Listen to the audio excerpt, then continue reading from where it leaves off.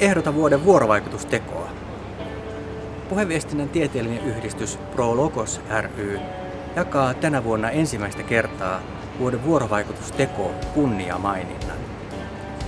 Ihmiset ovat toistensa kanssa vuorovaikutuksessa monilla eri yhteiskunnan alueilla ja tasoilla. Olemme vuorovaikutuksessa sekä kasvatusten että teknologian välityksellä. Ja olemme aktiivisia viestiöitä niin työelämässä kuin vapaa-aikanammekin.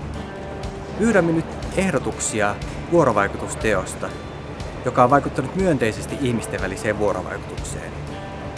Tällainen teko voi olla esimerkiksi jonkinlainen hanke, projekti, tutkimus tai koulutus.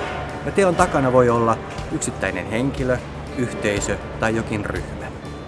Teko on voinut vaikuttaa monilla eri tavoin myönteisesti ihmisten väliseen vuorovaikutukseen. Se on voinut lisätä yhteisöllisyyttä tai hyvinvointia, tai se on lisännyt verkostoitumisen mahdollisuuksia. Se on voinut myös edistää erilaisia vuorovaikutuskäytänteitä tai toimintatapoja. Ehdotan nyt vuoden vuorovaikutustekoa ProLogos ry:lle.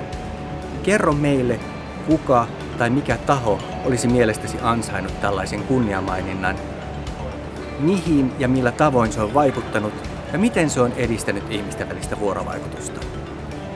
Ehdotuksia voi jättää 16. toukokuuta saakka ja vuoden vuorovaikutusteko-palkinto jaetaan ProLogos ry:n järjestämillä vuorovaikutuksen tutkimuksen päivillä lokakuussa Tampereella.